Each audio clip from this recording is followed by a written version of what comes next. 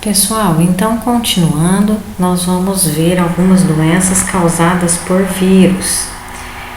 São muitas e eu vou dar o exemplo de algumas, ok?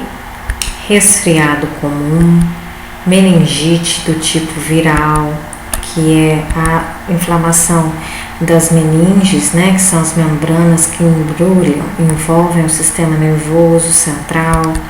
As hepatites virais, hepatite A, B, C, D, sempre que tiver uma letra na frente de hepatite, essa letra é a designação do vírus que está causando. Então, hepatite A é de um tipo de vírus, hepatite B é do tipo de outro, hepatite C é outro tipo de vírus, ok? Febre amarela, sarampo, raiva, cachumba, poliomielite, que é a paralisia infantil, varíola, varicela, que popularmente é conhecido como catapora, a dengue, ainda tão importante, o condiloma, que é uma IST, infecção sexualmente transmissível, câncer de colo de útero, transmitido pelo vírus HPV. Vocês sabiam que o câncer de colo de útero, mais de 90% das vezes, é provocado por um tipo de vírus, o HPV. Existem vários subtipos de HPV e 4 deles são capazes de mexer no DNA das células uterinas, do colo uterino, e torná-las cancerígenas, né? Levar a mensagem para essas células modificarem-se, né? Sofre-se uma mutação e aí elas começam a se replicar de forma desordenada e a levar ao câncer. É por isso que existe vacina contra o HPV, no intuito de proteger as mulheres contra o câncer de colo uterino. A rubéola, a herpes, aquela que tem na boca principalmente, né, que fica aquela lesão que é altamente contagiosa. Se a gente usar o mesmo copo que uma pessoa contaminada, a gente tem uma chance grande de desenvolver também a herpes, a AIDS, que é a síndrome da imunodeficiência humana adquirida, que é uma doença provocada pelo vírus HIV, que tem a especificidade para células do sistema imunológico. Zika vírus, que vai provocar microcefalia, chikungunya e o Covid-19, né, que é essa doença nova que nós estamos enfrentando agora. Bom, é importante a gente destacar que existem formas de transmissão da doença, das doenças virais. Um tipo de forma de transmissão é por gotículas. O que significa dizer que uma doença é transmitida por gotícula? É assim, quando a pessoa contaminada com o vírus fala, tosse, espirra, ela, quando até de respirar, vai sair do seu trato respiratório, nariz e boca, vai sair gotículas contendo o vírus. Essas gotículas saem da boca ou do nariz e aí elas têm 2 caminhos.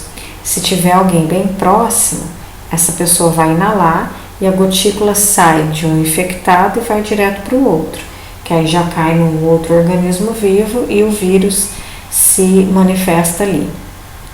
Se não tiver ninguém tão próximo assim para inalar, essa gotícula cai em qualquer superfície onde tiver. Numa mesa, numa caneta, numa roupa, no celular, no computador. E aí, quem tocar naquela superfície pega para si o vírus. E aí, com essa mão contaminada, leva a mão aos olhos, à boca, ou pega algum alimento e come. Então, acaba levando a gotícula para dentro. Eu trouxe como exemplo, são diversas doenças, né? Eu trouxe como exemplo a rubéola. Doenças transmitidas por aerosóis é quando a partícula viral ela sai do organismo infectado da mesma forma, fala, tosse, espirro, mas essa partícula é tão pequena que, diferente de gotícula, quando ela sai, ela fica suspensa no ar. Então, aí no caso de aerosol, tem duas possibilidades. Saiu do paciente infectado e ele vai direto para ser inalado por outro organismo que estava muito próximo. Ou, se não tinha alguém tão próximo para inalar, ele não cai, como é o caso das gotículas, ela fica suspensa, né? Essa gotícula fica parada no ar. Vem uma corrente de ar e dispersa essas partículas, ok? Então a gente vê que doenças transmitidas por aerosol são mais graves, né? Elas são mais, na verdade, elas são mais infecciosas. Eu trouxe como exemplo o sarampo. A gente tem as doenças transmitidas por contato, então eu tenho que tocar no vírus, né? Seja com a mão, ou mucosa da boca, do olho. O exemplo é a herpes. Outro é contato com sangue. Então, existem doenças que para eu desenvolver ela, eu tenho que entrar em contato com o sangue contaminado. Uma forma de entrar em contato com o sangue é pelas relações sexuais desprotegidas, né? Então, são chamadas de IST, infecção sexualmente transmissível. Mas não é só via sexual, né?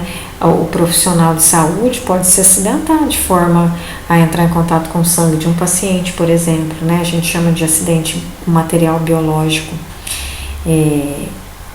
Trouxe como exemplo as hepatites virais, também o HIV. Picada de inseto contaminado, então a gente tem dengue, chikungunya, febre amarela, zika, né?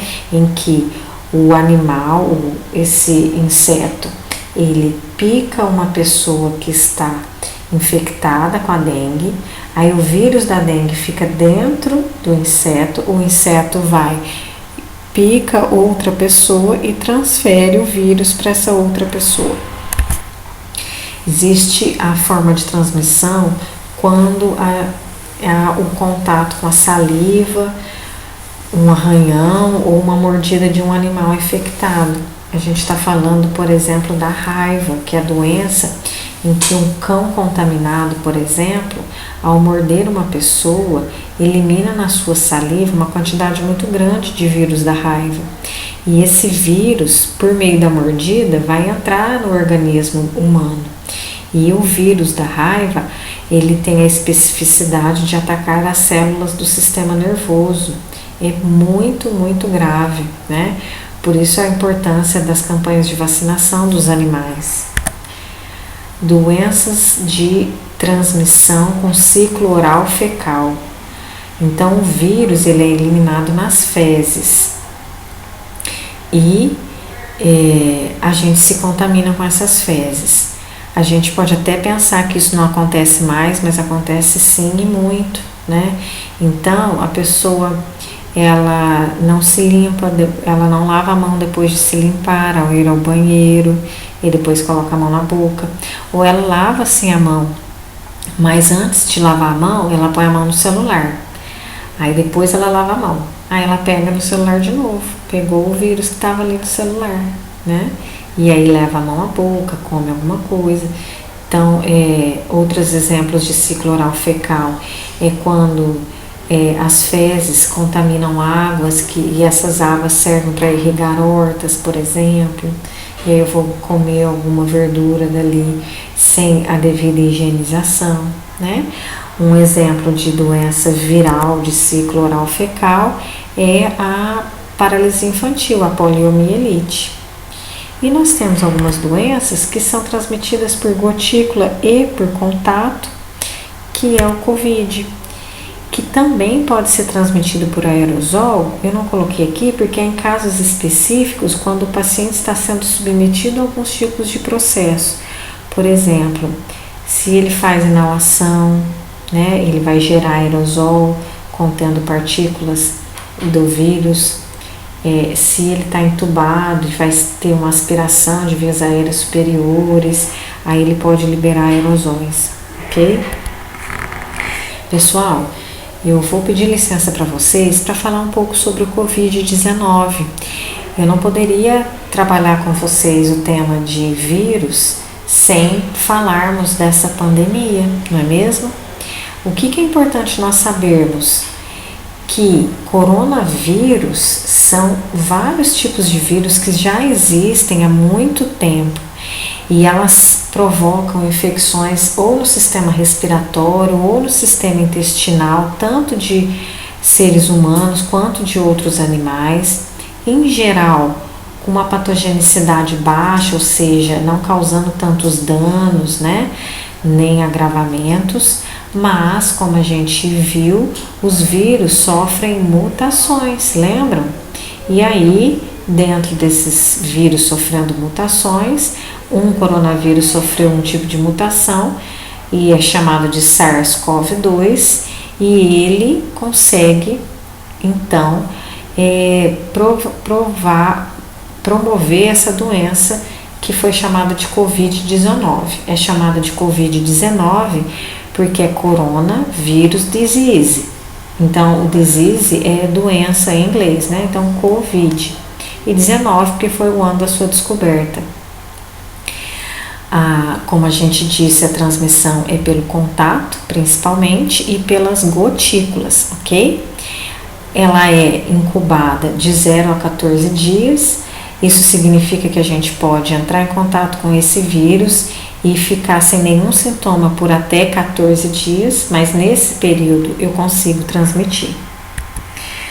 As manifestações clínicas do Covid, em geral, são febre alta, tosse, cansaço, falta de ar, dor no corpo, dor muscular, sintomas respiratórios do trato superior e alguns raros sintomas gastrointestinais. A melhor forma da gente prevenir o Covid é ter medidas para impedir que ele se propague. Então a gente vai usar máscara, fazer a higiene certa das mãos, higienizar superfícies como maçanetas, por exemplo, ter etiqueta respiratória, manter o isolamento, só sair de casa em extrema necessidade, e aí se eu precisar sair, eu prendo os meus cabelos, né, para não encostar em nada, mantenho sempre unha curta para evitar lugar de contágio, uso máscara, evito tocar nas pessoas e nas coisas. Quando chegar em casa eu tiro tudo, ponho tudo para lavar, tomo um banho, ok? Com relação à etiqueta respiratória que eu havia falado, é saber se portar com relação ao nosso sistema respiratório. Então, eu vou tossir, vou espirrar, eu cubro o nariz não com a mão, mas com o cotovelo flexionado, então com lenço de papel e depois lavo a mão. Eu vou usar lenço de papel para higienizar o meu nariz, eu não vou tocar olho, boca, nariz e vou sempre fazer a higienização das mãos com água ou com álcool 70. Pessoal, espero que vocês tenham compreendido. Qualquer coisa estou à disposição.